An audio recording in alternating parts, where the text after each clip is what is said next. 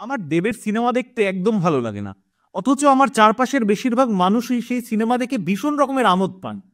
এখন প্রশ্ন, মানুষ সমাজবদ্ধ জীব বলেই কি আমাকেও দেবের সিনেমা কিংবা এখনকার মূলধারার ছবিগুলোতেই আনন্দ খুঁজে নিতে হবে, নাকি আমি আমার পছন্দ না বদলেই সংখ্যাগরিষ্ঠদের সঙ্গে আমার শান্তিপূর্ণ সহাবস্থান চালিয়ে নিয়ে যেতে পারবো?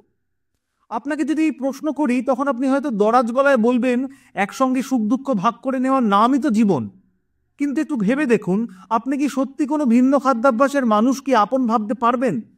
কিংবা কারোর বিশ্বাস যদি আপনার বিশ্বাসের থেকে একটু ভিন্ন হয়, তাকে কি নিজের করে নিতে পারবেন?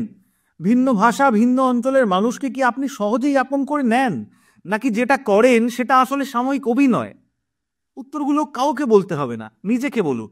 পৃথিবীতে দু ধরনের মানুষ আছেন, ভালো মানুষ আর খারাপ মানুষ। অথচ ঠিক কাদের স্বার্থে আমরা এতগুলো ভাগে বিভক্ত তা কখনো ভেবে দেখেছেন? ভাবুন, ভাবা প্র্যাকটিস করুন।